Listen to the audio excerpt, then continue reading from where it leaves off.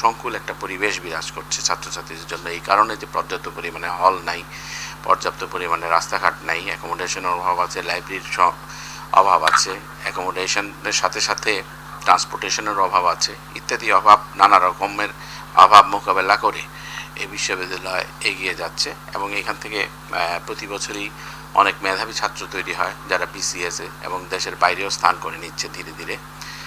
তো আমরা আশা করি যে এই বিশ্ববিদ্যালয় অচিরেই নিজের একটি অবস্থানে দাঁড়িয়ে যাবে এবং সেই লক্ষ্যেই কাজ করা হচ্ছে। গত 1.5-2 বছর যাবৎ এর অনেক কিছুই নতুন আঙ্গিকে এসছে, যেমন বিশ্ববিদ্যালয়ের নিজস্ব অ্যাপ, বিশ্ববিদ্যালয়ের নিজস্ব ডিন কমপ্লেক্স, বিশ্ববিদ্যালয়ের জন্য আবেদন করা হয়েছে যেন আমাদের নিজস্ব অডিটোরিয়াম হয়, বিশ্ববিদ্যালয়ের পরিচালনার জন্য পর্যাপ্ত যেই যানবাহন দরকার তার জন্য আবেদন করা হয়েছে, ডিজিটালাইজড করা হচ্ছে এবং এই হয়েছে অলরেডি যে বিশ্ববিদ্যালয় কীভাবে ডিজিটালি ছাত্রছাত্রীরা তাদের সমস্ত ফিসগুলি দিতে পারে সেই ব্যাপারে মেডিকেল সেন্টারকে আধুনিকায়ন করা হচ্ছে। এবং হিট প্রকল্পের মাধ্যমে বিশ্ববিদ্যালয়ের 2টা হিট প্রকল্পের মাধ্যমে প্রচুর ফান্ডিং হয়েছে এখানে, এগুলিরও রিফ্লেকশন হবে আস্তে ধীরে, but it will take time. তো ধীরে ধীরে, কারণ যে কোনো ডেভেলপমেন্ট আপনারা জানেন যে বললেই হয় না, এবং আমাদের এখানে প্রসেসগুলি অত্যন্ত slow, but it is getting momentum day by day, এবং অচিরেই বিশ্ববিদ্যালয়ে একটি প্রথম শ্রেণীর বিশ্ববিদ্যালয় হিসেবে আবির্ভূত হতে পারবে, যদিও এটা এখনও বি গ্রেডের ইউনিভার্সিটি।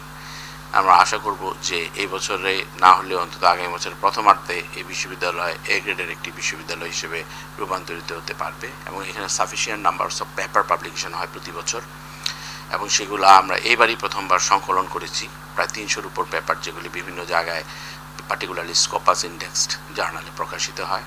এবং সেগুলিকে আরও উৎসাহিত করার জন্য আমরা কালকেই ইউনিভার্সিটি গ্রান্টস কমিশনে একটা মিটিং আছে যে বরাদ্দ কীভাবে আরও বাড়ানো যায় এবং কীভাবে আরও এফেক্টিভলি আমাদের শিক্ষকদের মাঝে এই গবেষণার টাকা ডিস্ট্রিবিউট করে উন্নততর একটি গবেষণা হাব এখানে তৈরি করা যায়, সেই লক্ষ্যে আমরা কাজ করছি। তো এটা উন্নয়নশীল বিশ্ববিদ্যালয়ের যা যা করা দরকার প্রায় প্রতিটি ক্ষেত্রেই আমরা অ্যাড্রেস করার চেষ্টা করছি, কিন্তু সেখানে অন্তরায় হচ্ছে সবচেয়ে বড় অন্তরায়, যেটা সিভিয়ার ফান্ড কনস্ট্রেইন। এখানে প্রায় প্রত্যেকটি বিশ্ববিদ্যালয় পেরিফেরির ফান্ড কনস্ট্রেইনে আছে, যে পরিমাণ টাকা দরকার সরকারের থেকে বরাদ্দ সেই পরিমাণ পাওয়া যায় না, পাওয়া গেলে অনেক সময় সাপেক্ষ ব্যাপার হয়ে যায় এবং প্রশাসনিক অনেক জটিলতা আছে। তো সেগুলি অতিক্রম করে অচিরেই আমরা একটা অবস্থান দাঁড় করাবো বিশ্ববিদ্যালয়কে।